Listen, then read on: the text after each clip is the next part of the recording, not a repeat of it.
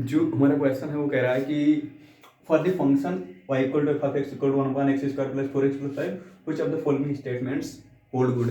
मतलब ये फंक्शन दिया हुआ, इस फंक्शन के लिए 4 स्टेटमेंट है, इनमें से कौन कौन से स्टेटमेंट सही है हमको चेक करना है। तो हम एक एक करके देखते हैं। तो पहला स्टेटमेंट कह रहा है कि the curve y equal to f of x is no vertical asymptote. तो वर्टिकल एसिम्प्टोट का मतलब होता है जो फंक्शन दिया हुआ है वो किस पॉइंट पे अनडिफाइंड है।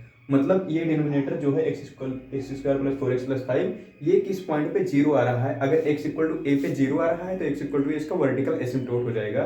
तो हम चेक करते हैं कि ये किसी पॉइंट पे जीरो होता है कि नहीं। तो ये जो दिया है x square plus 4x plus 5, अगर हम इसको देखें इसका डिस्क्रिमिनेंट निकल, जो सबसे बढ़िया तरीका होता है डिस्क्रिमिनेंट से चेक कर लेते हैं। तो इसका डिस्क्रिमिनेंट जो है वो है कितना, वी स्क्वायर माइनस 4ac मतलब 16 माइनस 4ac, ये आ जाएगा -4 जो कि लेस देन 0 है।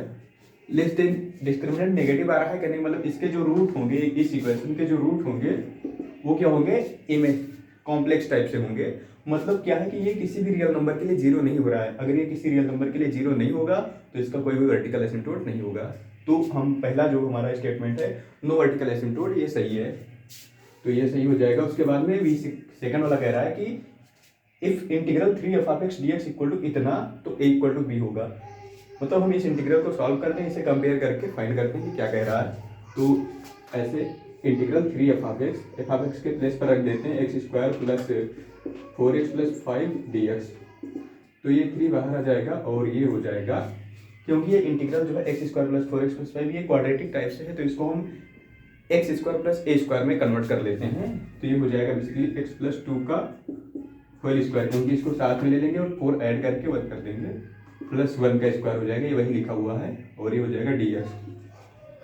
तो 3 time integral 1/x square plus A square का जो इंटीग्रल होता है वो होता है 1/a tan इनवर्स x अपन ए। तो 1/a ए के प्लेस पर 1 है तो 1/a tan इनवर्स x अपन ए, यानी x plus 2/1 plus constant of integration c add कर दिए, तो ये हो जाएगा 3 tan inverse x plus 2 plus C. अब अगर इस इंटीग्रल इस सॉल्यूशन को इससे कंपेयर करें तो हम पाते हैं कि a के प्लेस पर 3 है तो a इक्वल टू हो जाएगा 3 और b के प्लेस पर है 2। तो a not equal to b ये ऑलरेडी दिख रहा है। जो इसमें कह रहा था कि अगर ऐसा इंटीग्रल आता है तो इक्वल टू b होगा, बट इक्वल टू b नहीं है, तो ये हमारा स्टेटमेंट है, ये गलत हो जाएगा। उसके बाद में सी वाला स्टेटमेंट जो चेक करते हैं, area included by 3 F of X X axis line x equal to √3 - 2 and x equal to a पर a is the x coordinate of turning point. Turning point का मतलब होता है इस फंक्शन का जो मैक्सिमम मिनिमम किस पॉइंट पे मिलता है। तो इस पहले जो जितने भी कर्व हमको दिए हुए हैं उनसे ग्राफ को बना लेते हैं, उसी से हम एरिया फाइंड करने की कोशिश करेंगे। तो ग्राफ को बनाने के लिए पहले क्या करते हैं, 3 एफ ऑफ एक्स को अगर हम ड्रॉ करने की कोशिश करें थोड़ा डिफिकल्ट हो जाएगा, बट कोशिश करते हैं। तो जो 3 एफ ऑफ एक्स होगा y equal to 3 time 1/x square plus 4x plus 5। तो अगर हम देखें इसका जो मैक्सिमम मिनिमम वैल्यू किस पे मिलेगा, क्योंकि ये किसी भी रियल नंबर के लिए जीरो नहीं हो रहा है तो हम मैक्सिमम वैल्यू ही फाइंड करेंगे, क्योंकि ये कहने मतलब एक्स एक्सिस को किसी भी पॉइंट पे कट नहीं करेगा, इसलिए ये एक्स एक्सिस से ऊपर ही इसका ग्राफ बनेगा। तो इसका मैक्सिमम या मिनिमम फाइंड करने के लिए वाई डैश निकाल लेते हैं। वाई डैश का मतलब डिवाइड बाई डी एक्स। तो जब 3 टाइम 1/x का इंटीग्रेशन डिफरेंशिएशन होता है -1/x स्क्वायर, तो -1/x square plus 4x plus 5 और ये हो जाएगा x square plus 4x plus 5 का हो जाएगा 2x प्लस 4 प्लस 0। अगर हम फर्स्ट डेरिवेटिव को 0 करते हैं मैक्सिमम मिनिमम फाइंड करने के लिए तो हमको यहाँ से मिलता है x इक्वल टू -2, क्योंकि ये 0 चला जाएगा 2x प्लस 4 हो जाएगा x इक्वल टू -2। तो x इक्वल टू -2 पे हमको मैक्सिमम मिनिमम वैल्यू फाइंड होगी, मैक्सिमम वैल्यू ही मिलेगी क्योंकि ये x कोऑर्डिनेट को कट नहीं करता, ऊपर ही रहेगा। और x इक्वल टू -2 पे अगर हम एफ ऑफ एक्स की वैल्यू फाइंड करना चाहें एफ ऑफ -2 तो ये आ जाएगा 2 का स्क्वायर प्लस 4 टाइम -2 प्लस 5, तो ये हो जाएगा 4 9 1, तो ये आ जाएगा 1 तो कहने का मतलब x इक्वल टू -2 पे इसकी मैक्सिमम वैल्यू मिलती है और वो वैल्यू कितनी है 1। अगर एफ ऑफ एक्स की वैल्यू, इसको 3 ना करके पहले इसी का निकाल लेते हैं हम, पहले एफ ऑफ एक्स का ही निकाल लेते हैं। तो एफ ऑफ एक्स की जो मैक्सिमम वैल्यू है -2 पे मिल रही है और वो वैल्यू कितनी है 1 है। इस हिसाब से हम ग्राफ को ड्रॉ कर सकते हैं। तो ऐसे ये हो जाएगा -1 -2 1 2 1 2 3। तो एफ ऑफ एक्स जो है -2 पे मैक्सिमम है और मैक्सिमम वैल्यू 1 है, यानी कि यहाँ ये पॉइंट हो जाएगा। बट हमको क्या करना है, 3f(x) ग्राफ को बनाना है। तो 3f(x) का मतलब ये जो y कोऑर्डिनेट 3 टाइम हो जाएगा, मतलब -2 पे यहाँ पर पॉइंट मिलेगा हमको, 3 टाइम ऊपर हो जाएगा, ये हो जाएगा पॉइंट। और -2 पे, और क्योंकि ये x एक्सिस को कट नहीं करता इसलिए x एक्सिस होगा, इसके लिए एसिम्प्टोट का काम करेगा, हॉरिजॉन्टल एसिम्प्टोट। तो ये हो जाएगा, ऐसे बन जाएगा, मतलब ये टच नहीं, इनफाइनाइट पे टच करेगा, ये हो जाएगा एक। तो ये लाइन अब क्योंकि -2 पे हमको मैक्सिमम में मैक्सिमम मिल रहा है, तो x इक्वल टू ए जो था हमारा, x इक्वल टू -2 हो जाएगा, turning point x equal to -2 हो जाएगा। तो ये लाइन हो जाएगा x इक्वल टू -2, ए के प्लेस पर हो जाएगा -2। तो ये लाइन हो गया। और √3 -2 की वैल्यू अगर हम देखें तो 0 और -1 के बीच में आएगी, क्योंकि √3 2 से छोटा है। तो 0 और -1 के बीच में यहाँ 0 है, तो कुछ यहाँ पर मिल जाएगा, x इक्वल टू √3 -2, इसी से x इक्वल टू √3 -2, ये लाइन हो जाएगा। और ये ग्राफ हो जाएगा, ए लाइन और x एक्सिस।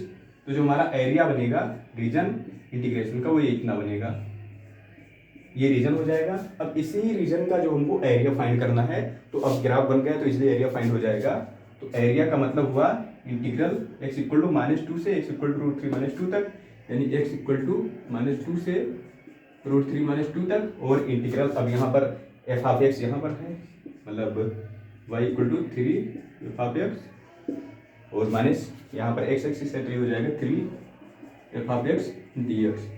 अब ऑलरेडी हम 3f(x) का इंटीग्रेशन निकाल चुके हैं, तो इसी की वैल्यू को रख देंगे, तो ये हो जाएगा कितना, 3 time tan inverse x plus 2।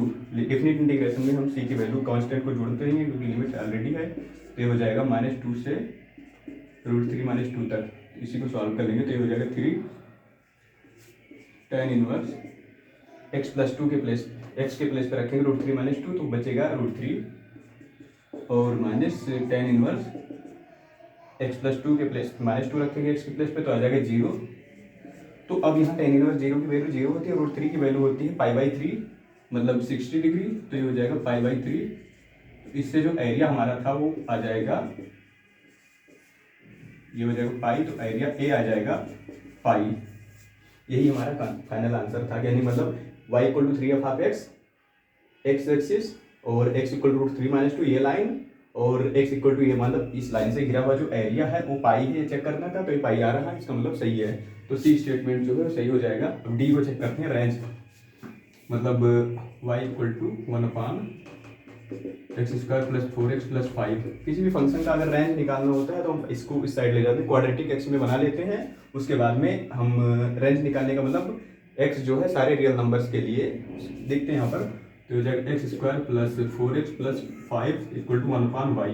y को इस साइड ले आएंगे, तो हो जाएगा x² + 4x + 5 - 1/y = 0। अब ये x में क्वाड्रेटिक है, अगर x में क्वाड्रेटिक है तो मतलब हमको रेंज फाइंड करने के लिए जो डिस्क्रिमिनेंट है वो ग्रेटर देन इक्वल 0 होना चाहिए। रियल नंबर मतलब डिस्क्रिमिनेंट नेगेटिव नहीं होना चाहिए, कहने का मतलब रियल वैल्यू के लिए, x की रियल वैल्यू के लिए। तो ये हो जाएगा b² - 4ac, यानी b² का मतलब 4 का स्क्वायर - 4ac 1 × 5 - 1/y, ये ग्रेटर देन इक्वल 0 होना चाहिए। 4 से डिवाइड कर देंगे तो 4 ब्रैकेट माइनस से ओपन कर देंगे तो हो जाएगा -5 + 1/y ग्रेटर देन इक्वल 0, ये -1 + 1/y ग्रेटर देन इक्वल 0, यानी 1 को साइड ले जाएंगे, ग्रेटर देन इक्वल 1 हो जाएगा। y 1/y greater than equal 1, तो y जो है हो जाएगा लेस देन इक्वल 1। कहने का मतलब y की जो रेंज है वो लेस देन इक्वल 1 आना चाहिए, पहली बात। दूसरी बात, ये किसी भी नंबर के लिए 0 नहीं हो रहा है, मतलब y जो है हमेशा ग्रेटर देन 0 ही है, तो y ग्रेटर देन 0 हमेशा होगा। तो इसको मिला के अगर हम देखें y greater than 0 less than equal 1 का मतलब जो रेंज होगा वो ओपन इंटरवल 0 से और क्लोज इंटरवल 1 तक होगा। तो ये दिया हुआ था, इसका मतलब एडी जो है सही हो जाएगा।